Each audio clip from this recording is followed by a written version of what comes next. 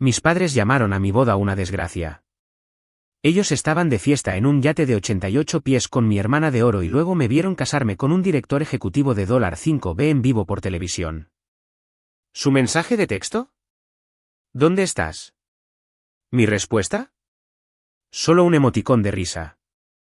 Antes de contarles cómo mis padres descubrieron que se saltaron la boda de su hija con un multimillonario, y sí, lo descubrieron en la televisión nacional, y sí, fue exactamente tan satisfactorio como parece, necesito que entiendan algo.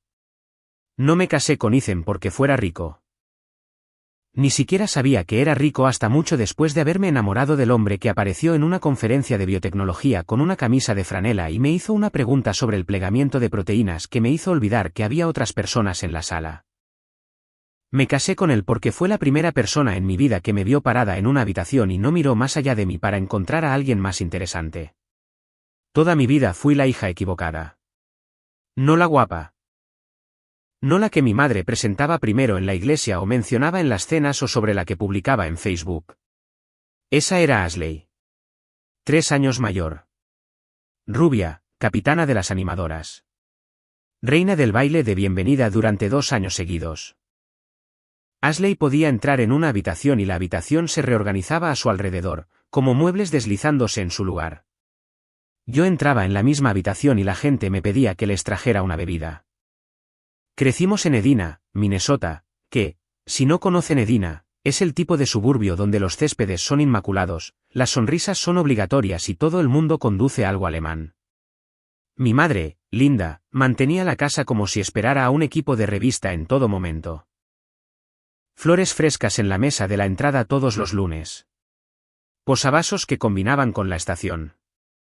Tenía una forma de hacer que todo pareciera perfecto desde afuera, que era su mayor habilidad y como me daría cuenta más tarde, la única. Mi papá, Richard, era el tipo de padre que decía que tu madre tiene buenas intenciones de la misma manera que otras personas dicen que es lo que es. Un encogimiento de hombros verbal. Trabajaba en seguros, llegaba a casa a las 6, leía el periódico y estaba de acuerdo con lo que Linda ya hubiera decidido. No creo que fuera cruel. Creo que simplemente estaba cansado. Cansado de una manera que lo hacía elegir el silencio cada vez, y el silencio, cuando tu hijo necesita que hables, es su propia clase de crueldad. Ashley fue el experimento que confirmó su hipótesis. Que eran buenos padres, que su familia era admirable, que el nombre Uldry significaba algo en Edina. Yo era el punto de datos que no podían explicar, así que simplemente no me incluyeron en los resultados. Obtuve calificaciones de excelente. Nadie lo mencionó. Obtuve el primer lugar en la Feria Regional de Ciencias en el 2º año de secundaria. Mamá dijo, eso es lindo, cariño. De la misma manera que lo diría si le dijera que encontré una moneda de 25 centavos en el sofá. Gané una beca completa para la Universidad de Minnesota. Papá dijo, bueno, eso nos ahorra algo de dinero.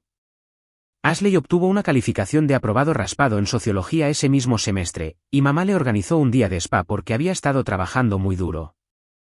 Pero el momento, el que llevo conmigo como una piedra en el bolsillo de mi abrigo, el que no puedo soltar sin importar cuánto camine, ocurrió cuando tenía 16 años. Feria Estatal de Ciencias.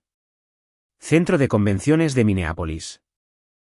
Había pasado 4 meses en un proyecto de investigación sobre recubrimientos resistentes a biopelículas para implantes médicos. 4 meses de fines de semana en el laboratorio de la escuela. 4 meses de mi profesor de biología, el señor Kessler, quedándose hasta tarde para ayudarme a calibrar instrumentos. Llegué a la final. Luego gané. Dijeron mi nombre y subí a ese escenario en un gimnasio lleno de extraños. El aplauso fue cortés y genérico. Sostuve el trofeo, de plástico dorado barato, más pesado de lo que parecía, y sonreí. Un fotógrafo del diario Star Tribune tomó una foto y preguntó, ¿dónde está tu familia? Dije, están ocupados. Estaban en el banquete de animadoras de Ashley. Me enteré más tarde porque mamá publicó 7 fotos en Facebook.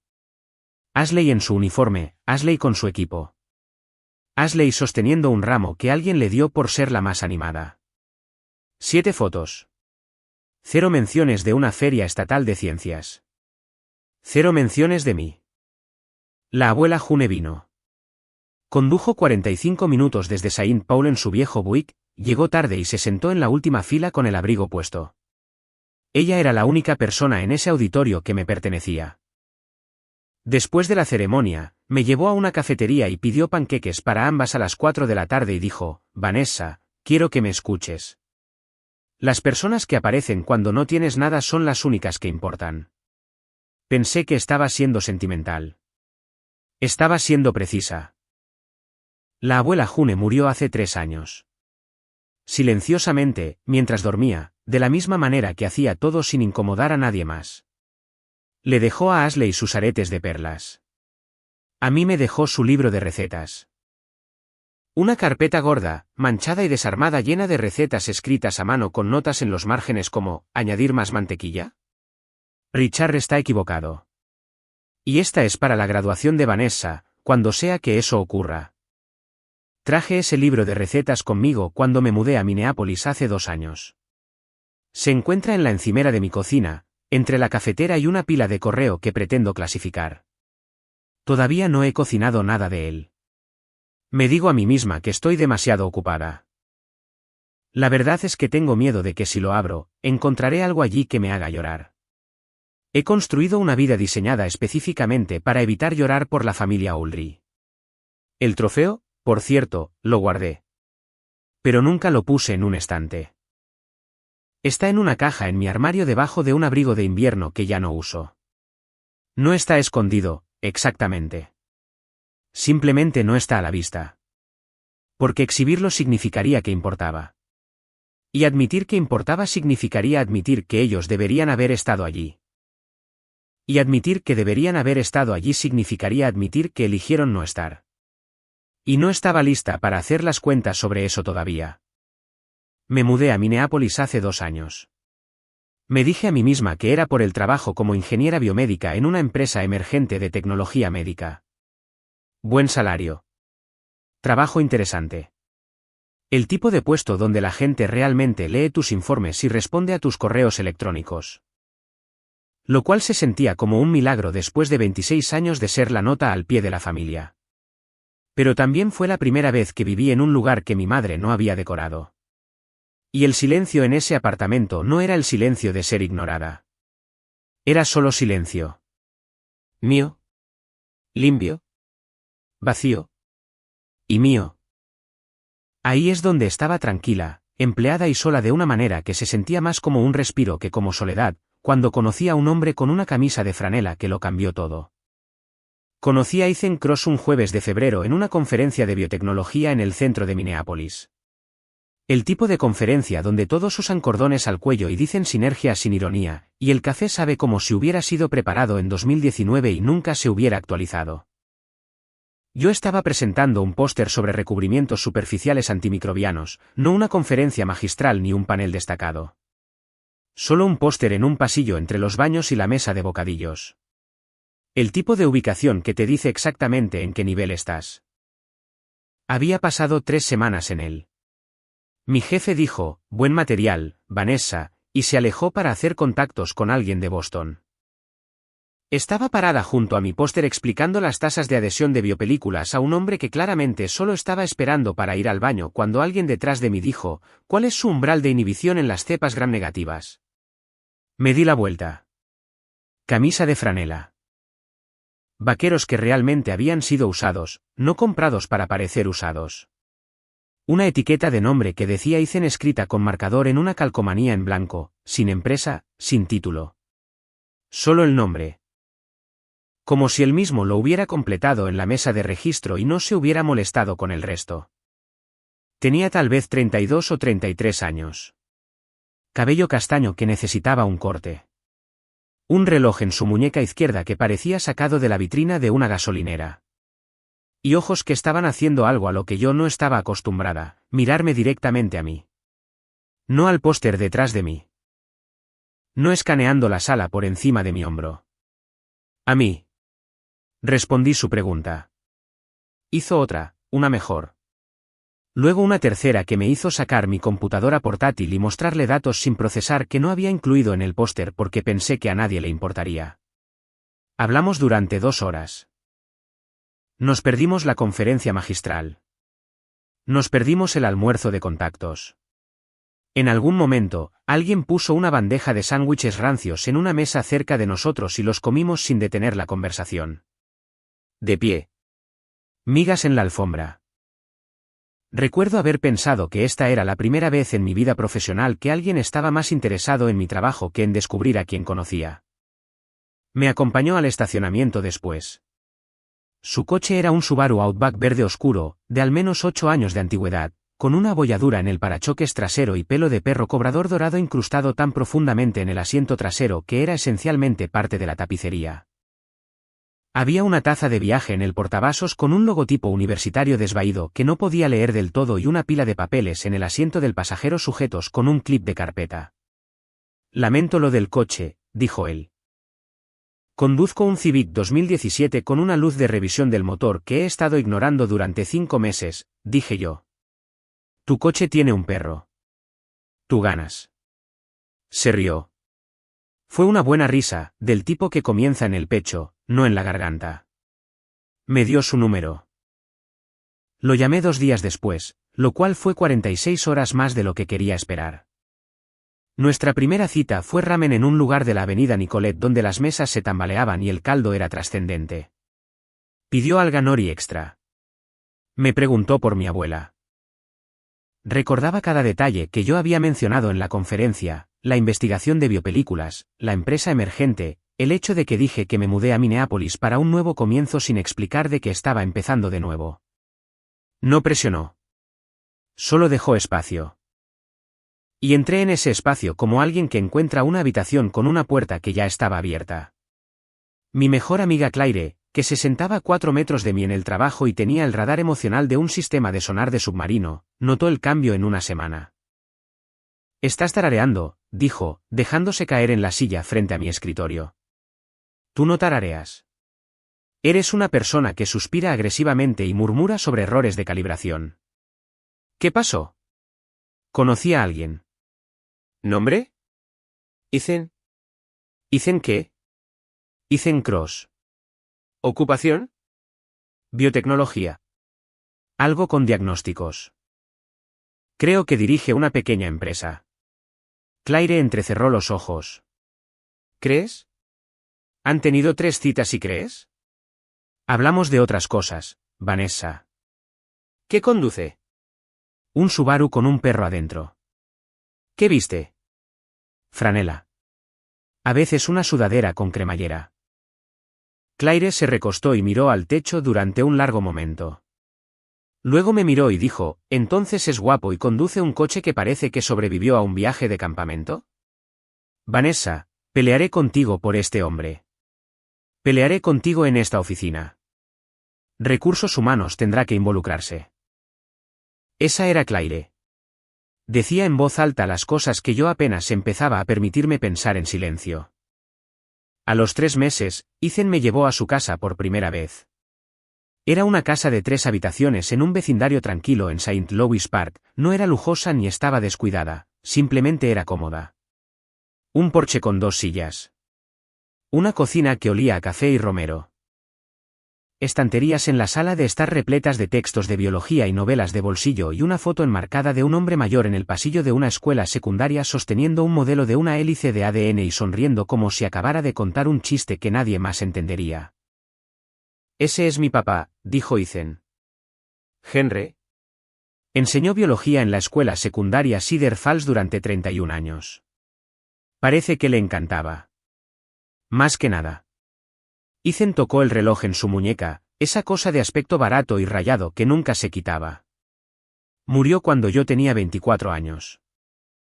Me dejó este reloj y la creencia de que el trabajo importa más que el título en la puerta. No pregunté más. No esa noche. La forma en que tocó ese reloj me dijo todo lo que necesitaba saber por ahora, que el hombre parado frente a mí en una casa que olía a romero era alguien que medía la riqueza en cosas que no podían depositarse. Y en algún lugar en el fondo de mi cerebro, en la parte que todavía funcionaba con el sistema operativo de mi madre, un pequeño cálculo ya estaba comenzando. ¿Cómo se lo explico a mi familia? ¿Cómo hago para que suene lo suficientemente impresionante? ¿Qué palabras uso para que mamá no haga ese silencio? Esa pausa de 3 segundos que significa que estoy decepcionada pero diré que está bien. Odiaba que ese cálculo existiera. Odiaba que incluso aquí, en lo mejor que me había pasado, mi primer instinto fuera traducirlo a un lenguaje que mi madre aceptara. ¿Alguna vez han presentado a alguien que aman a su familia y han visto cómo miden a esa persona como si fuera un mueble, comprobando si combina con la habitación? Eso es lo que ya estaba temiendo. Y ni siquiera se lo había dicho todavía. 6 meses después del lugar de ramen en Nicolet, Ethan me propuso matrimonio. Estábamos en su cocina. Él había hecho pasta, mal, porque Ethan podía construir una empresa de $1.000 millones, pero no podía cocinar penne sin convertirlo en cemento, y sacó el anillo de su bolsillo como si me estuviera pasando un bolígrafo. Sin arrodillarse. Sin discursos. Solo, quiero estar casado contigo. No me importan los detalles. Solo quiero estar en el registro oficial como el tipo que se sienta frente a ti en la cena por el resto de su vida. El anillo era simple. Una delgada banda de oro con una piedra pequeña que captaba la luz del techo de su cocina. No era un diamante del tamaño de un viaje de culpa, que es lo que Derek le había dado a Ashley, presentado en una azotea en Cabo San Lucas y fotografiado desde 11 ángulos para Instagram. El anillo de Ethan parecía haber sido elegido por alguien que prestó atención a lo que yo realmente usaba, que era casi nada en mis manos. Nunca. Porque pasaba mis días en un laboratorio donde las joyas eran un riesgo de contaminación. Dije que sí antes de que él terminara la frase. Luego me comí la terrible pasta porque él la había hecho para mí, y eso importaba más que la textura. Luego, tuve que llamar a mi madre. Me senté en el camino de entrada de Ethan durante 12 minutos antes de marcar. Sé que fueron 12 minutos porque miré el reloj en el tablero como una científica que monitorea una reacción, esperando el momento adecuado, como si hubiera un momento adecuado para decirle a Linda Aldrich algo que ella no hubiera preaprobado. Ella contestó al segundo tono. ¿Vanessa? Le estaba contando a tu padre sobre el viaje de Ashley a Sedona. Envió las fotos más hermosas. ¿Has visto sus historias? No las he visto, mamá. Escucha, tengo noticias. ¿Así? Ethan me propuso matrimonio. Nos vamos a casar. 3 segundos de silencio.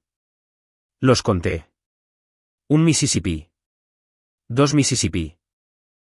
3 Mississippi. Ese silencio fue lo más honesto que mi madre me había dicho en años. Luego, bueno, eso es lindo. ¿Lindo? La palabra que usó para mi feria de ciencias. La palabra que usó para mi beca. La palabra que usó para cada cosa que yo había hecho y sobre la cual ella no podía publicar. Lindo, entregado con la calidez de una factura médica. ¿Cuándo estaban pensando? Ashley ha estado hablando de hacer una renovación de votos para su 5º aniversario, así que querrás asegurarte de que las fechas no. Estamos pensando en abril. El 19. Abril. Otro silencio. ¿Y el lugar? Un granero restaurado en las afueras de Stillwater. Un amigo de Ethan es el dueño de la propiedad. Es hermoso, mamá. Flores silvestres. Luces de cadena. ¿Un granero? No fue una pregunta. Fue un veredicto. Seguí adelante de todos modos, de la forma en que siempre lo había hecho, agregando pruebas a un caso sobre el cual ningún jurado deliberaría jamás. Tiene capacidad para unos 70 invitados. Lo mantendremos pequeño. Amigos cercanos. Algunas personas del trabajo. Vanessa, creo que deberíamos hablar de esto en persona. ¿Por qué no vienen tú y Ethan a cenar? Debería haber escuchado la trampa. No lo hice. Escuché a mi madre invitándome a cenar. Y la joven de 16 años dentro de mí que estuvo sola en un escenario en Minneapolis pensó, tal vez esta vez. 2 semanas después, Ethan y yo condujimos a Edina. Él vestía pantalones color caqui, una camisa azul abotonada y el reloj de su padre. Se había cortado el pelo. Trajo vino, una buena botella. Nada ostentoso. Algo que el hijo de un profesor de biología sabría elegir. Estaba tan nerviosa que mis manos hacían lo que hacen cuando no puedo controlar las variables. Abrir y cerrar. Abrir y cerrar. Como si mis dedos estuvieran tratando de agarrar algo que no estaba allí. Entramos en el camino de entrada. Ethan y su Subaru entre el Lexus de papá y el BMW de Derek. El Subaru parecía el remate de un chiste entre dos líneas de preparación. Linda abrió la puerta con un suéter de cachemira y maquillaje completo a las 6:30 de un martes. Abrazó a Ethan de la manera en que abrazas a alguien en un funeral al que no querías asistir. Brazos tocándose, cuerpo hacia atrás, 3 segundos como máximo. Qué agradable finalmente conocerte. Vanessa habla de ti a menudo. A menudo. No todo el tiempo, ni sin parar, ni que no puede detenerse. A menudo. Medido. Racionado. La cena fue pollo asado y conversación sobre Ashley. El nuevo acuerdo de bienes raíces comerciales de Derek. El diseñador de interiores de Ashley. El viaje de Ashley y Derek a cabo que aparentemente había generado suficiente contenido para alimentar a una pequeña empresa de medios. Cada vez que Ethan le hacía a mi madre una pregunta sobre su jardín, sobre la casa, sobre Edina, ella respondía con la menor cantidad de palabras estructuralmente posibles. Sí. No. Está bien. Nos gusta. Mi padre dijo buen apretón cuando estrechó la mano de Ethan. Luego se refugió en su pollo asado como un hombre que entra en el programa de protección de testigos. En un momento, Linda se volvió hacia Ethan y dijo, ¿y qué haces exactamente? Vanessa dijo biotecnología, pero eso es muy amplio. Ethan dijo, dirijo una pequeña empresa, principalmente de diagnósticos. Estamos tratando de hacer que las herramientas de detección sean más accesibles para los hospitales rurales. Linda asintió de la manera en que asiente en las obras de teatro escolares, presente, educada, ya pensando en el viaje de regreso a casa. Eso suena muy meritorio. Meritorio. El primo de Lindo. Toda la familia de palabras que significaban no es suficiente. En el camino a casa, Ethan estuvo callado durante mucho tiempo. Luego dijo, tu mamá tiene un jardín hermoso. Simplemente no sabe cómo dejar que nadie más lo disfrute. Casi le conté todo en ese momento, la feria de ciencias, la beca, los años de ser la nota al pie de los Oldry, pero no lo hice porque explicarlo significaría que era real, y yo todavía estaba realizando el experimento donde tal vez los resultados cambiarían si solo ajustaba una variable más. 3 semanas antes de la boda, mi madre llamó. Vanessa, tu padre y yo hemos estado hablando. Su voz de iglesia, la que usaba para emitir veredictos, simplemente no creemos que podamos apoyar esto. ¿Un granero? ¿Sin una recepción adecuada? ¿Sin planificador? Cariño, esto es. Lo siento, pero es una desgracia. Para ti, para el apellido, para todo lo que te criamos para ser, Vanessa. Y francamente, es el fin de semana del cumpleaños de Ashley, ya reservamos el yate. Ella necesita esto, Vanessa, ha estado bajo mucho estrés con la renovación y tu hermana necesita la torre de camarones. Es su cumpleaños. La torre de camarones. Mi madre eligió una torre de camarones en un yate alquilado por encima de la boda de su propia hija. Entregado con la convicción de una mujer que genuinamente creía que estaba siendo razonable. No grité. No discutí. Dije, está bien, mamá, y colgué. Me senté en mi coche en el estacionamiento de mi oficina durante mucho tiempo. El motor estaba apagado. Las ventanillas estaban subidas. El mundo afuera estaba haciendo esa cosa de la primavera de Minnesota donde la luz es brillante pero el aire todavía está frío y todo parece nítido, limpio y completamente indiferente a lo que sucede dentro de tu pecho. Las lágrimas no llegaron durante 40 minutos. Esperaron hasta que estuve en el baño del tercer piso del edificio del laboratorio, el que nadie usa porque el secador de manos suena como el motor de un avión. Cerré la puerta del cubículo. Apoyé la frente contra la fría partición de metal y lloré de una manera en que no había llorado desde que tenía 16 años. Sola en un escenario sosteniendo un trofeo que nadie vino a ver. 3 respiraciones profundas. 2 puños relajados. Una decisión que aún no estaba lista para tomar. La semana después de que mi madre llamara a mi boda una desgracia, cometí mi primer error en el trabajo. Fue un punto decimal. Un punto decimal en un conjunto de datos de 4000 entradas. El tipo de error que un pasante de primer año detecta en la revisión. Excepto que nadie lo detectó porque nadie revisa mi trabajo, confían en mí. Soy la persona que no comete errores. Soy la persona que revisa 3 veces la revisión triple. Eso no es un rasgo de personalidad. Es una estrategia de supervivencia que aprendí en la mesa de los Oldry. Si eres perfecta, tal vez se den cuenta. Si eres impecable, tal vez vuelvan la cabeza. Detecté el error yo misma a las 11, sentada en mi escritorio mucho después de que todos los demás se hubieran ido a casa. Miré la pantalla por un rato. El cursor parpadeaba. La oficina zumbaba con ese sonido bajo y vacío que hacen los edificios cuando fingen estar dormidos. Corregí el punto decimal, guardé el archivo y conduje a casa en un silencio que no tenía nada de limpio. Claire lo notó a la mañana siguiente. Me trajo café, del bueno, del lugar que está a 2 calles. No de la máquina de la oficina que dispensaba arrepentimiento líquido, y lo puso en mi escritorio sin decir nada. Me miró de la manera en que miras un puente del que no estás segura de que pueda soportar más peso. Estoy bien, dije.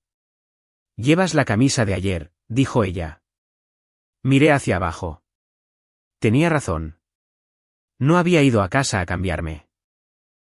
Había dormido en el estacionamiento durante 3 horas en el asiento trasero de mi Civic, lo cual no era una decisión que recordara haber tomado, lo que me asustó más que el hecho de dormir allí. Los días siguientes se movieron como se mueve el agua bajo el hielo, lento, pesado, yendo a algún lugar que no puedes ver. Fui al trabajo. Volví a casa. Comí lo que había disponible, que era principalmente cereales y el resto de una bolsa de pretzels que se habían ablandado.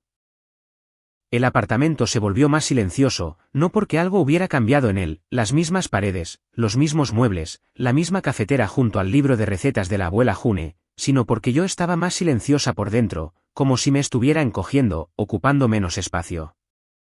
Ethan llamaba todas las noches.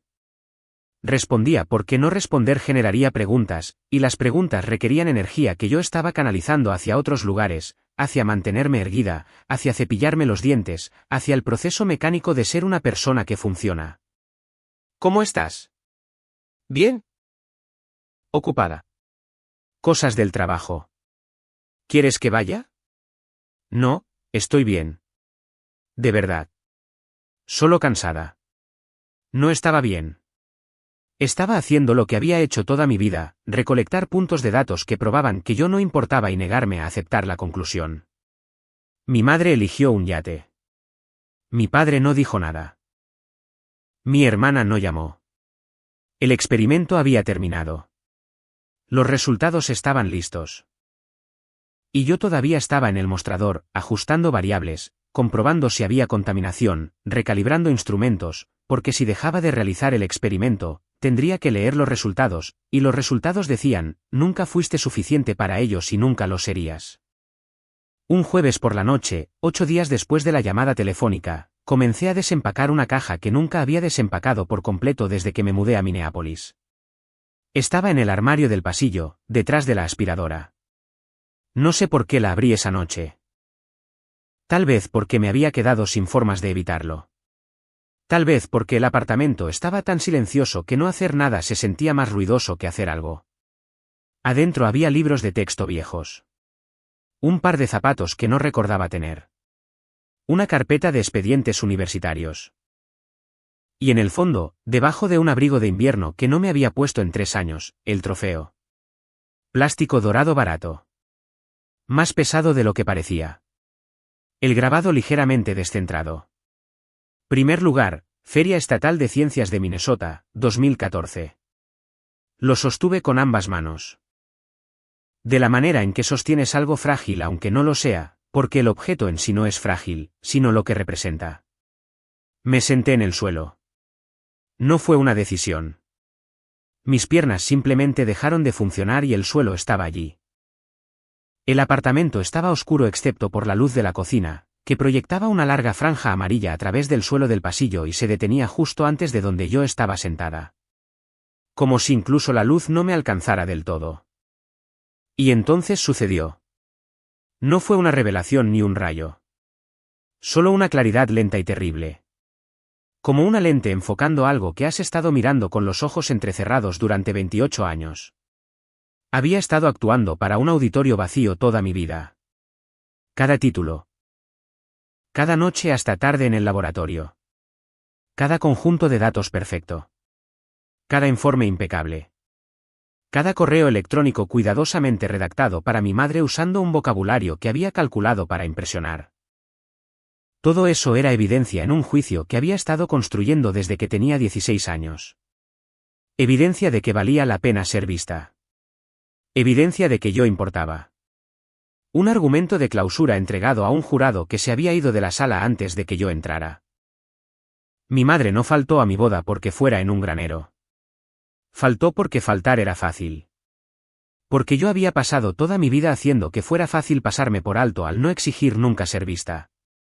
Siempre estaba bien. Siempre era capaz. Siempre era la que no necesitaba nada. Y así, no me dieron nada y lo llamaron justo. El trofeo descansaba en mi regazo como una pregunta que no sabía cómo responder. El libro de recetas de la abuela June estaba en la mesa de café. Lo había llevado allí en algún momento, no recuerdo cuándo. No lo abrí. Solo lo miré desde el suelo. Esta carpeta maltratada llena de recetas de una mujer que condujo 45 minutos en un Buick para verme ganar algo, que pidió panqueques a las 4 de la tarde y lo llamó una celebración. Las personas que aparecen cuando no tienes nada son las únicas que importan. No me levanté esa noche. Me senté en el suelo hasta que me dolió la espalda y la luz de la cocina me hizo arder los ojos y el trofeo dejó una marca roja en mis palmas donde lo había estado apretando sin darme cuenta. Entonces Ethan apareció. No había contestado sus llamadas en 2 días. No pidió permiso para entrar. Usó la llave de repuesto que le había dado meses atrás y no se anunció, simplemente apareció en el pasillo con una camiseta y vaqueros y el reloj de su padre, y me vio en el suelo, en la oscuridad, sosteniendo un trofeo de plástico, y no dijo ni una palabra. Se sentó a mi lado, lo suficientemente cerca como para que nuestros hombros se tocaran. No preguntó qué pasaba. No ofreció soluciones. No dijo que todo iba a estar bien o que no me merecían o ninguna de las cosas que dice la gente cuando quiere ayudar pero no sabe cómo. Simplemente se sentó allí en la oscuridad, en el suelo conmigo. Después de mucho tiempo, no sé cuánto porque el tiempo deja de funcionar correctamente cuando estás así de hundida, dijo en voz baja, mi papá solía decir algo. Decía que no le debes a nadie una versión de ti misma que los haga sentir cómodos. No respondí, pero algo cambió. No fue una solución, ni siquiera cerca. Solo una grieta diminuta en algo que había estado sellado herméticamente durante mucho tiempo, y a través de esa grieta, la línea de luz más delgada. Si estuvieras sentada en ese suelo sosteniendo un trofeo de una vida por la cual nadie aplaudió, ¿seguirías adelante con la boda? ¿O la cancelarías solo para dejar de sufrir? No me levanté esa noche. Pero a la mañana siguiente, abrí el libro de recetas. El libro de recetas se abrió con un crujido. De la manera en que lo hacen las carpetas viejas cuando el plástico se ha vuelto rígido y las páginas se han asentado unas sobre otras como pasajeros dormidos en un vuelo largo. Me senté a la mesa de la cocina con café que realmente había preparado, no recalentado ni saltado, y pasé a la primera página. La letra de la abuela June era pequeña, inclinada y completamente segura de sí misma. La primera receta era para panecillos de suero de leche. En el margen había escrito, demasiada harina y son ladrillos, no la suficiente y son tristes. La vida funciona de la misma manera. Debajo de eso, con una tinta diferente añadida años después, Richard no está de acuerdo. Richard está equivocado. Casi sonreí. Casi. Pasé las páginas lentamente. Carne asada con notas sobre en qué carnicero confiar. Un pastel de limón marcado para Pascua, a menos que nadie se lo merezca ese año. Cazuela de judías verdes con la palabra no escrita en bolígrafo rojo y rodeada con un círculo 3 veces, lo que supuse era su veredicto sobre el plato en sí. Cada receta tenía notas. No solo notas de cocina, sino notas de vida. Observaciones. Opiniones. Toda la carpeta era menos un libro de cocina y más el comentario continuo de una mujer sobre 60 años de alimentar a personas que a veces se lo merecían y a veces no. Llegué al interior de la contraportada y me detuve.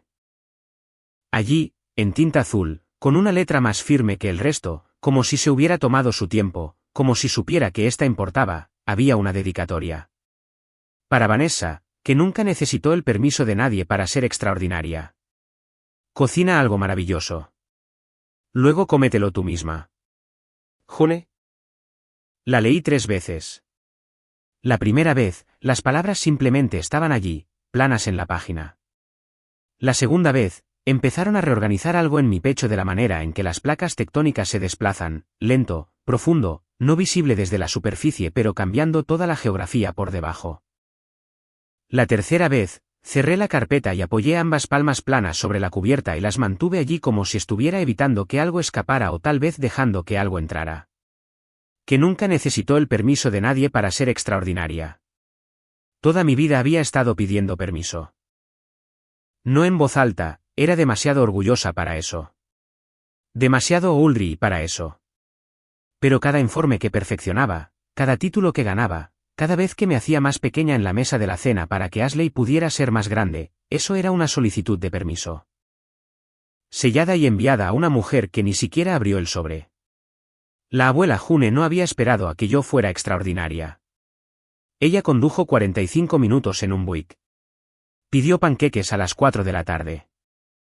Escribió una dedicatoria en la parte de atrás de un libro de recetas y confió en que la encontraría cuando estuviera lista.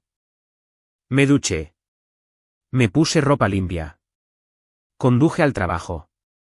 Claire estaba en su escritorio fingiendo no verme entrar. Tenía la sutileza de una alarma de coche, el esfuerzo estaba allí, pero la ejecución lo delataba todo. Dejé mi bolso, acerqué mi silla y dije, me voy a casar en un granero sin mis padres y voy a dejar de fingir que eso no es suficiente. Claire no parpadeó. No vitoreó. No dijo finalmente ni te lo dije ni nada teatral. Solo asintió una vez, lentamente, de la manera en que asientes cuando alguien dice algo que has estado esperando escuchar durante mucho tiempo. Luego dijo, bien, ya compré un vestido, tiene bolsillos. Bolsillos profundos para pañuelos porque voy a llorar, Vanessa. Voy a llorar tan fuerte que me oirán en Wisconsin, pero tendré bolsillos, así que será digno. Por primera vez en 2 semanas, me reí. No fue una risa grande, sino del tipo que se escapa antes de que puedas atraparla, como un pájaro que escapa por una ventana que olvidaste que estaba abierta, pero fue real, y lo real era suficiente. Esa noche conduje a la casa de Ethan. Él estaba en la cocina, no cocinando, solo parado allí con una taza de té mirando por la ventana hacia su patio trasero, donde la nieve finalmente se estaba derritiendo en parches de barro y se veía el primer verde pálido de algo que intentaba crecer. Se dio la vuelta cuando me oyó entrar y su rostro hizo lo que siempre hacía cuando me veía, un pequeño reajuste. Como si todo se acomodara en el lugar correcto. Hola, dijo él. Hola. Puse mis llaves en la encimera. Hagamos esto. Todo. El granero, las 63 personas, las flores silvestres, la propiedad de tu amigo. Quiero las luces de cadena y las sillas desparejadas y la lista de reproducción que hicimos en aquel viaje por carretera a Duluth. Sí. Sí. He terminado de esperar a una audiencia que no vendrá. Dejó su té, cruzó la cocina y me rodeó con sus brazos, y me quedé allí un rato con mi cara contra su camisa de franela porque, por supuesto que era de franela, siempre era de franela, y me dejé sostener por alguien que nunca me había pedido ser nada más que la persona parada en su cocina un martes. Más tarde, en el sofá, con comida para llevar del lugar tailandés que siempre nos daba rollitos de primavera extra porque Ethan una vez ayudó a la hija del dueño con su tarea de biología de la universidad, le pregunté sobre el reloj. Lo usas todos los días, dije. Lo usaste el día que nos conocimos. Lo usaste en casa de mis padres. Probablemente lo usarás en nuestra boda. Definitivamente lo usaré en nuestra boda. Cuéntame sobre él. De verdad. Giró su muñeca y miró el reloj, un Timex desgastado, con el cristal rayado por años de contacto con bancos de laboratorio y encimeras de cocina, y la fricción diaria de estar en una muñeca que construía cosas. Mi papá compró este reloj en 1991, dijo, en un Kmart en Cedar Falls. Acababa de conseguir su primer trabajo como profesor. Tenía 23 años, profesor de biología, con un salario inicial tan bajo que calificó para cupones de alimentos los primeros 2 años. Compró el reloj porque decía que un profesor siempre debe saber qué hora es. Lo usó todos los días durante 31 años. El primer día de clases. El último día de clases. Noches de padres y maestros. El día que me gradué de la secundaria. El día que le dije que iba a dejar mi programa de doctorado para comenzar una empresa que él no entendía. ¿Qué dijo él? Dijo, no sé qué significa biotecnología, pero sé qué aspecto tienes cuando estás seguro de algo. Y tienes ese aspecto ahora mismo. Luego me dio el reloj. Dijo, toma esto. Para que siempre recuerdes que el hombre que te lo dio era un profesor que ganaba $38.000 al año y era el hombre más rico que conocía. La voz de Ethan no se quebró. Simplemente se volvió más silenciosa. De la manera en que un río se vuelve más silencioso cuando se vuelve más profundo. Murió 8 meses después. Cáncer de páncreas. Diagnosticado en septiembre. Se fue en mayo. Nunca vio a Elion Biosystems. Nunca vio la oferta pública inicial. Nunca vio nada de eso. Ethan hizo una pausa. Habría odiado el dinero. Habría amado el trabajo. Entendí entonces no solo el reloj, sino a Ethan. ¿Por qué conducía un Subaru con pelo de perro en los asientos? ¿Por qué vivía en una casa de 3 habitaciones y usaba franela en las conferencias y escribía su nombre en una calcomanía en blanco sin un título? No estaba ocultando su riqueza. Estaba protegiendo lo que su padre le enseñó, que tú eres el trabajo, no el número. ¿Es por eso que nunca me lo dijiste?, pregunté. ¿Sobre la empresa? ¿Sobre qué tan grande es? Te hablé de la empresa. Dijiste que dirigías una pequeña empresa. Ethan, tu empresa vale $5.000 millones. ¿No es pequeña? Lo miré fijamente. Mantuvo la mirada durante exactamente 2 segundos antes de que la comisura de su boca se contrajera. Le arrojé un rollito de primavera y él lo atrapó.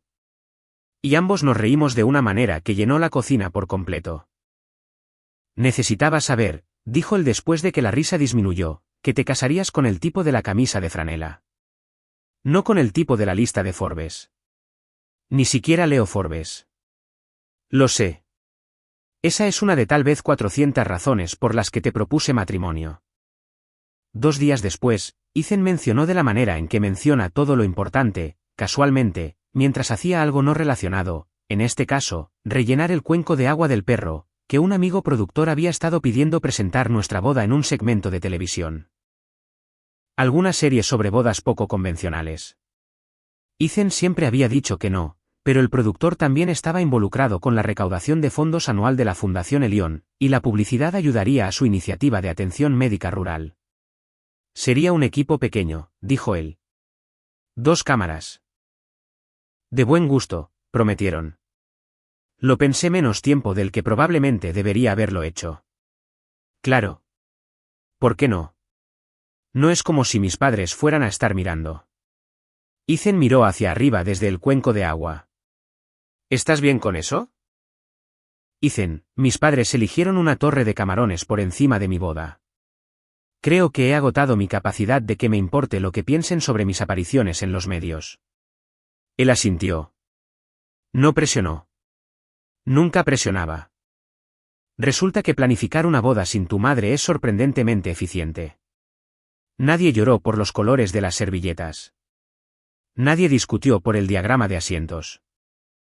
Nadie llamó para decir que las flores estaban mal o que las invitaciones eran demasiado informales o que el lugar era una desgracia para el apellido de la familia.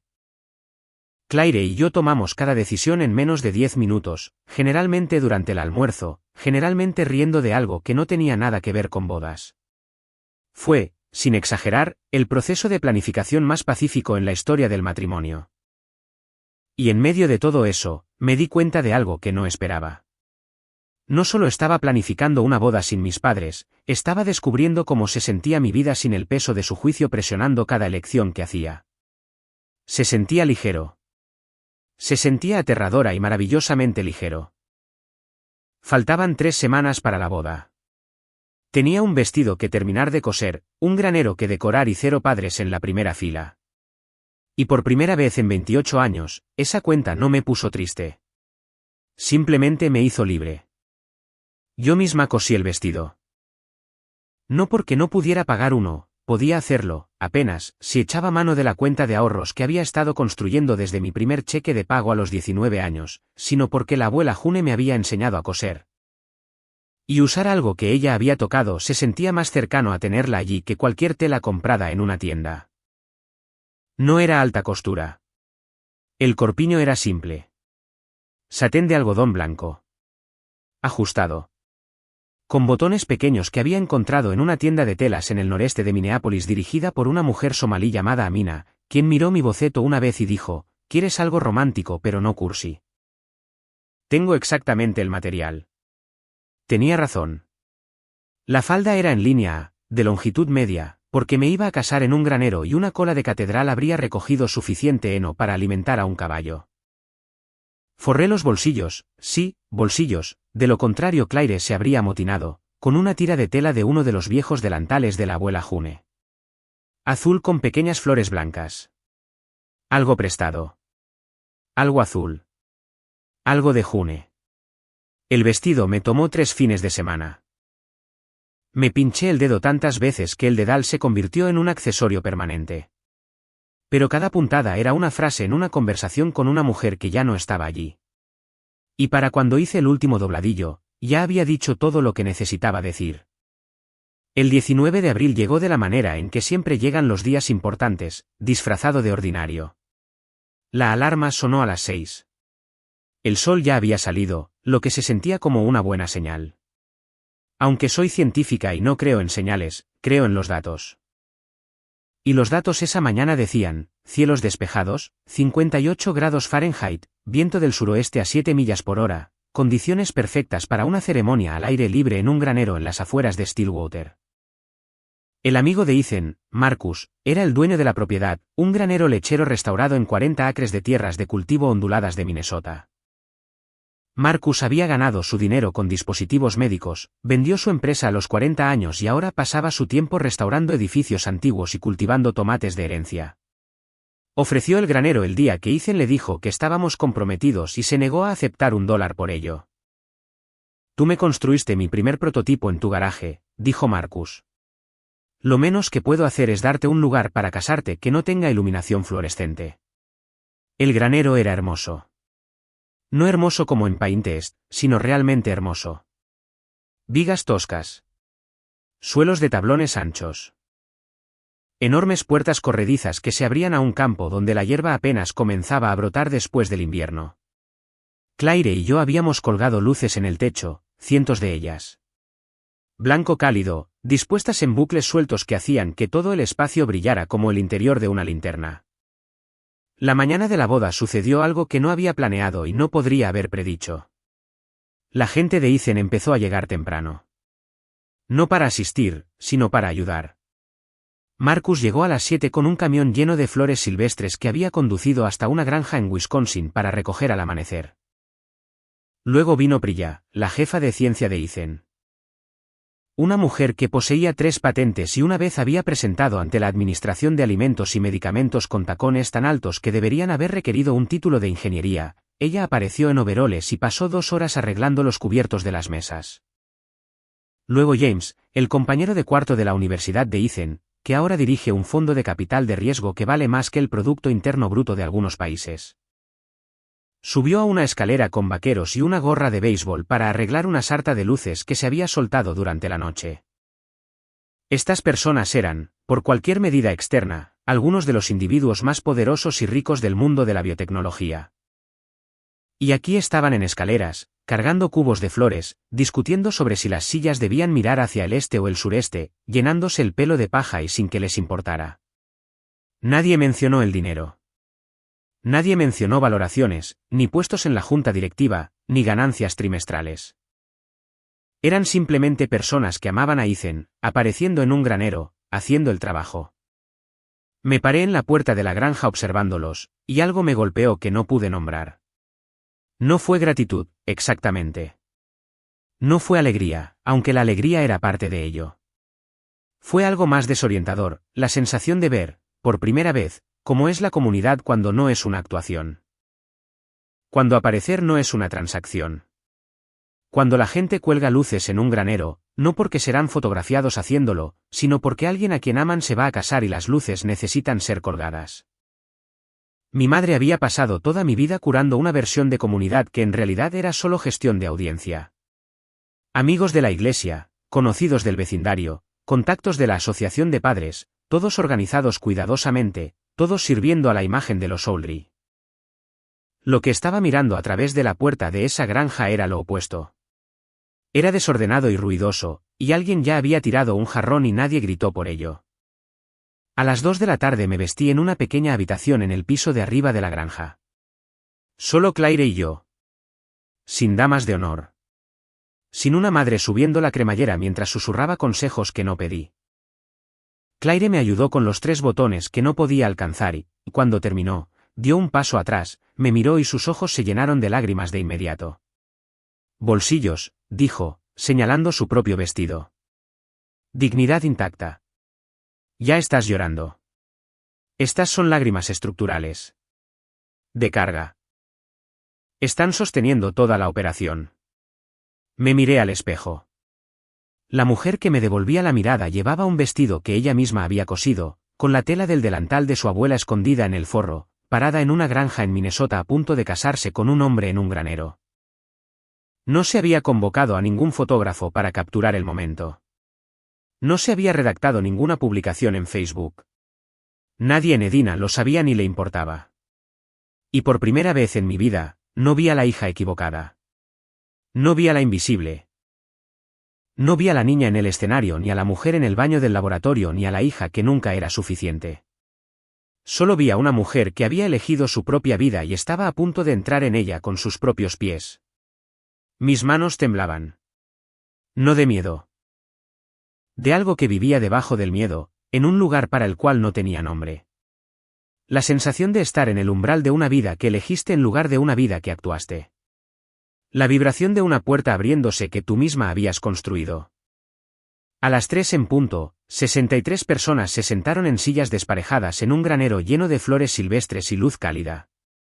El equipo de televisión estaba allí, 2 cámaras. Discretas, metidas en esquinas, una productora llamada Sandra que había prometido, ni siquiera sabrás que estamos aquí, y hasta ahora estaba cumpliendo esa promesa. No hubo música de procesión. Había elegido el silencio en su lugar. No el silencio de las habitaciones vacías o de los teléfonos sin respuesta, sino un tipo diferente. El silencio de un aliento contenido. 63 personas, en silencio, girándose para mirarme mientras estaba sola en la entrada del granero. Caminé yo misma por el pasillo. Sin padre que me entregara. Sin brazo que sostener. Solo el sonido de mis zapatos sobre el suelo de madera y el susurro de las flores silvestres con la brisa de las puertas abiertas, y 63 personas que habían aparecido por ninguna otra razón que el deseo de estar allí. Ethan esperaba al final con un traje azul marino que era lo más bonito que le había visto usar, lo cual no era un estándar muy alto, pero lo superó maravillosamente. La corbata de su padre, una prenda de punto color borgoña de los años 90 que no tenía por qué verse tan perfecta, estaba anudada ligeramente descentrada. Y en su muñeca, captando la luz de 300 luces de cadena, estaba el reloj Timex de $12 de Unkmart en Cedar Falls. Me vio caminar hacia él con una expresión que solo le había visto una vez, el día de la conferencia cuando saqué mis datos sin procesar y toda su cara se reorganizó porque había encontrado algo interesante. Solo que ahora, lo interesante era yo. En un vestido con bolsillos. Caminando sola. Sus votos fueron cortos porque Ethan no desperdiciaba palabras, pasé 10 años construyendo una empresa. Pero lo más importante que he construido nunca es el valor de estar al lado de alguien que no necesita que yo sea nada más que esto. Tocó el reloj. A mi papá le habrías gustado. Le habría gustado que no te importe el resto de las cosas. Mis votos fueron más cortos porque había aprendido de mi abuela que las cosas más importantes caben en la contraportada de un libro de recetas. Pasé toda mi vida recolectando evidencia de que yo no era suficiente. Eres la primera hipótesis que no necesito probar. Simplemente eres verdad. Claire lloró. Tenía razón sobre los bolsillos, eran estructurales. Después de la ceremonia bailamos en el granero con una lista de reproducción que habíamos hecho en un viaje por carretera a Duluth.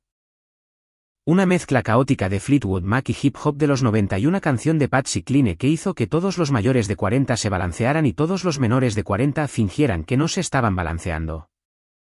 Marcus hizo un brindis que fue principalmente sobre un prototipo fallido y solo un poco sobre el amor. Priya atrapó el ramo e inmediatamente se lo entregó a James, quien se puso del color de un tomate. El equipo de televisión filmó en silencio. Sandra cumplió su promesa. Olvidé que estaban allí por completo, lo cual fue un testimonio de su profesionalismo o del hecho de que yo estaba, por primera vez en mi vida, no actuando para una cámara real o imaginaria. El segmento se emitió 4 días después, en horario estelar. Me había olvidado de ello por completo. Mi madre no. El segmento se emitió un martes por la noche, 4 días después de la boda. Ethan y yo estábamos en el sofá viendo un documental sobre pulpos, su elección, porque Ethan creía que los cefalópodos eran los ingenieros más subestimados del planeta y yo había aprendido a elegir mis batallas. Mi teléfono estaba en la encimera de la cocina, boca abajo, donde había vivido pacíficamente desde la boda. Claire envió un mensaje de texto primero, todo en mayúsculas, sin puntuación: enciende el canal 7 ahora mismo, hazlo ahora Vanessa, no estoy bromeando. Le mostré el mensaje a Ethan. Él entrecerró los ojos. Oh, dijo. ¿Esa cosa se emitió esta noche? No lo encendimos. Claire envió un mensaje de seguimiento. Es hermoso, mostraron los votos, el granero se ve increíble, además pusieron su patrimonio neto en pantalla. Ethan cerró los ojos lentamente, como hace un hombre cuando recuerda algo que debería haber anticipado. Sandra, dijo él. Le dije que nada de letreros en pantalla. ¿Qué decían los letreros? Probablemente mi nombre y la empresa y un número del que no me gusta hablar. ¿El número de los 5.000 millones? 5.200 millones técnicamente, pero ¿quién cuenta? Sandra está contando. Sandra lo puso en la televisión nacional. Se frotó la cara con ambas manos. Voy a enviarle un correo electrónico muy diplomático. Vas a enviarle una cesta de frutas porque no sabes cómo ser malo con nadie. Eso también es posible. Volvimos a los pulpos. Mi teléfono vibró en la encimera unas cuantas veces más. No lo revisé. El pulpo estaba construyendo un refugio con cáscaras de coco y, honestamente, eso se sentía más relevante para mi vida que lo que sea que estuviera pasando en el Canal 7. No me enteré de lo que pasó en la sala de Ashley hasta 2 semanas después, cuando Ashley me llamó por primera vez desde la boda, la primera vez que me llamaba voluntariamente en tal vez 3 años. Su voz era diferente. Más tranquila. Como si alguien hubiera bajado un dial que yo no sabía que ella tenía. Me dijo que estaban en su condominio. Mamá, papá. Restos del pastel de cumpleaños de la fiesta del yate en la mesa de café. El televisor estaba encendido de fondo, como siempre lo estaba en cualquier habitación que Linda ocupara, no para mirar, sino por la sensación ambiental de que el mundo seguía funcionando fuera de su control. Apareció el segmento de estilo de vida. Alguna serie sobre bodas poco convencionales. Ashley dijo que mamá no estaba prestando atención hasta que escuchó mi nombre. Luego la cámara mostró el granero, las flores silvestres, las luces de cadena. Luego a mí, con mi vestido, caminando sola por el pasillo. Luego a Ethan, con la corbata de su papá, y en la parte inferior de la pantalla, Ethan Cross, fundador y director ejecutivo de Ion Biosystems. Patrimonio neto estimado, $5.200 millones. Ashley dijo que el tenedor de mamá golpeó el plato tan fuerte que astilló la porcelana. Papá dejó su café y no volvió a tomarlo. Ashley dijo que la habitación se quedó completamente inmóvil. Y entonces mamá dijo, y esta es una cita directa porque Ashley la repitió 3 veces para asegurarse de que la escuchara bien: eso no puede estar bien. Eso no puede estar bien. 4 palabras. No estoy feliz por ella. No se veía hermosa. No deberíamos haber estado allí. Solo, eso no puede estar bien. Porque en el mundo de mi madre, la hija equivocada no se casa con un multimillonario. La hija equivocada se casa con alguien que conduce un Subaru y usa un reloj de Kmart y esa es la historia. Esa es la única versión que ella había autorizado. Los mensajes de voz comenzaron 17 minutos después de que terminara el segmento. Lo sé porque mi teléfono lo registró y leí las transcripciones más tarde, una por una, con el interés clínico de una investigadora que revisa los resultados de un experimento que ella no diseñó. El primero a las 8:32, Vanessa, ¿dónde estás? Devuélveme la llamada. Vimos que hubo una. Llámame. El segundo a las 8:54, cariño, acabamos de ver el segmento más maravilloso en televisión. Tu boda se veía hermosa. Desearía que nos hubieras dicho que se estaba filmando. Nos habría encantado estar allí. El tercero a las 9:41, siempre le dije a tu padre que Ethan era especial. No es cierto, Richard. Lo dije desde la primera cena. Dije que tenía algo especial. Podía escuchar a mi padre de fondo en ese, Linda. ¿Solo? Richard, estoy hablando con mi hija. El cuarto llegó a la mañana siguiente a las 7:15, lo que significaba que mi madre había pasado la noche recalibrando toda su narrativa y se había despertado con un nuevo borrador. No entiendo por qué no nos contaste lo de la televisión. Nos hubiera encantado haber estado allí. Ya sabes lo mucho que significa la familia para nosotros. Esto es hiriente, Vanessa. Me siento muy excluida. ¿Excluida? Mi madre, que eligió un yate y una torre de camarones por encima de mi boda, se sentía excluida del segmento de televisión que no sabía que existía sobre el evento al que se negó a asistir. La audacia ya ni siquiera era impresionante, era simplemente triste. Ashley me contó más tarde que las llamadas de la iglesia comenzaron al día siguiente. Los amigos de Linda, a quienes ella les había dicho que yo estaba pasando por una fase, a quienes les había asegurado que la boda en el granero era una vergüenza menor que no reflejaría a la familia. Todos y cada uno de ellos habían visto el segmento o habían oído hablar de él a través de alguien que lo vio. Linda, ¿por qué no estuviste en la boda de tu propia hija? Linda, ¿sabías lo de la empresa? Linda, vi la ceremonia más hermosa. ¿De verdad era un granero? Parecía algo sacado de una revista. La historia cuidadosamente construida de mi madre de que Vanessa era la difícil, la terca, la hija que insistía en hacer las cosas por el camino difícil, se derrumbó en un solo ciclo de noticias. No porque yo la hubiera expuesto. No porque hubiera contraatacado. Sino porque la verdad se emitió en el Canal 7 a las 8 de un martes, y la verdad no necesitaba mi ayuda. Ashley se quedó callada al final de la llamada. Luego dijo algo que no esperaba: el granero se veía muy bien, Vanessa. Lo digo en serio. Se parecía a ti. No supe qué decir a eso. Así que dije, gracias, Ash. Y luego, después de una pausa tan larga que pensé que había colgado, Derek y yo tuvimos 200 personas en nuestra boda. Un planificador. Un florista. Un cuarteto de cuerdas. Y no recuerdo cuáles fueron mis votos. Colgó antes de que yo pudiera responder. Pero lo escuché, el sonido de una mujer parada al borde de una pregunta que no estaba lista para responder. Conocía ese sonido. Lo había estado haciendo toda mi vida. Mi teléfono tenía 14 llamadas perdidas para la mañana siguiente. Leí cada notificación. Luego tomé una decisión. Me senté a la mesa de la cocina a la mañana siguiente con mi teléfono boca arriba frente a mí. 14 llamadas perdidas de Linda. 3 de Richard. 1 de Ashley, pero esa ya la había devuelto. Las transcripciones de los mensajes de voz se alineaban en la pantalla como resultados de laboratorio, cada una contando la misma historia desde un ángulo ligeramente más desesperado. Ethan preparó café. Puso una taza junto a mi teléfono sin decir nada. Luego se apoyó contra la encimera con su propia taza y esperó. Era bueno esperando. La mayoría de la gente llena el silencio porque temen lo que vive en él. Ethan dejaba el silencio en paz porque confiaba en lo que saldría del otro lado. Tomé el teléfono.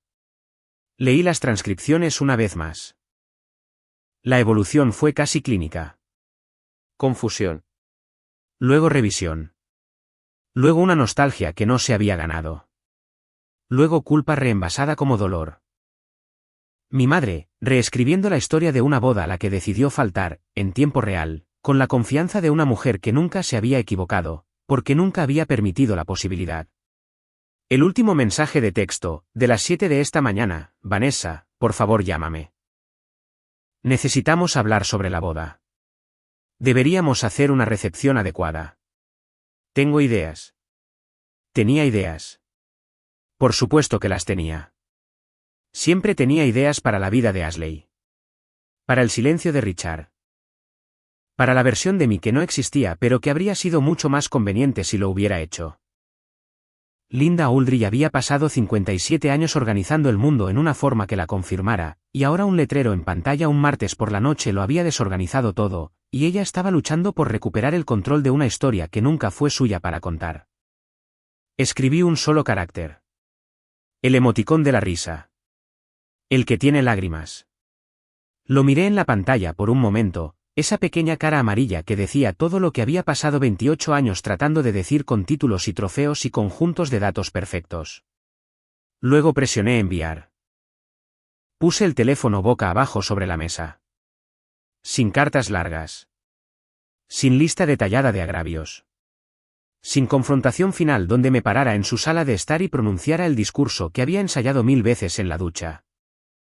Había imaginado ese discurso durante años, aquel en el que finalmente le contaba sobre la feria de ciencias, sobre la beca de la que se encogió de hombros, sobre cada publicación de Facebook que mostraba a Ashley y me borraba a mí. En mi imaginación, el discurso siempre terminaba con ella llorando. Con ella entendiendo. Con ella diciendo: lo siento, Vanessa, ahora te veo. Pero ya no necesitaba el discurso. Porque el discurso seguía siendo una actuación. Un argumento de clausura para un jurado que ya había despedido.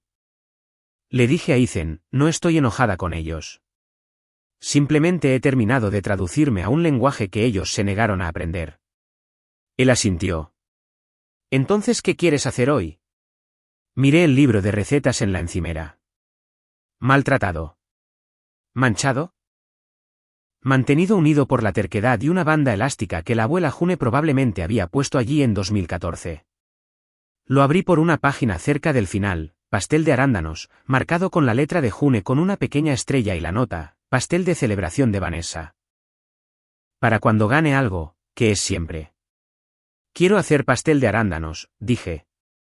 Así que lo hice.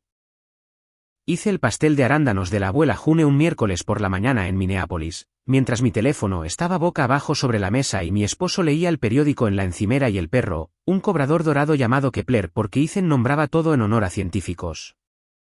Dormía en el suelo de la cocina con las patas en el aire. El apartamento olía a mantequilla y arándanos y azúcar morena, y debajo de todo eso, algo más antiguo y silencioso, el olor de una cocina donde alguien alguna vez prestó atención. Seguí la receta exactamente, excepto por la mantequilla, donde las notas al margen de June decían más con un subrayado tan profundo que marcó la página siguiente. Así que añadí más. Mientras el pastel se horneaba, fui al armario del pasillo y saqué la caja que había desempacado aquella noche en el suelo. El trofeo de la feria de ciencias todavía estaba dentro, anidado en un abrigo de invierno. Lo tomé. Plástico dorado barato, grabado ligeramente descentrado, más pesado de lo que debería ser por lo que cuesta. Lo llevé a la cocina y lo puse en el estante sobre la estufa, entre una hierba en maceta que siempre olvidaba regar y una foto enmarcada de la abuela June en la cafetería, sonriendo frente a sus panqueques. El trofeo encajaba allí, no porque probara nada, no porque alguien fuera a verlo y entender lo que significaba, sino porque era mío. Y este estante era mío. Y esta cocina era mía. Y por primera vez, esa era la única audiencia que importaba. Sonó el temporizador del horno. Saqué el pastel, dorado y burbujeante en los bordes, no perfecto, no digno de una revista, pero exactamente correcto. Ethan dejó su periódico. Kepler se despertó. Serví 2 tazones. Y nos sentamos en el sofá y comimos pastel de arándanos a las 10 de la mañana de un miércoles, porque no quedaba nadie para decirnos que eso estaba mal. Mi teléfono vibró una vez más. No miré. Ethan, ¿con la boca llena?, preguntó. ¿Tu mamá? Yo, con la boca más llena, probablemente. ¿Estás bien? Me recosté en el sofá. El perro puso su cabeza sobre mi pie. El pastel estaba caliente y el apartamento estaba tranquilo y el trofeo estaba en el estante al que pertenecía. Estoy comiendo el pastel de arándanos de mi abuela con mi esposo un miércoles por la mañana.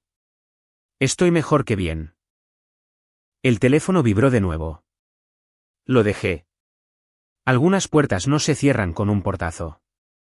Se cierran con una receta de pastel, un trofeo de plástico y un emoticón de risa enviado a una mujer que nunca entenderá por qué fue la única respuesta que a su hija le quedaba por dar.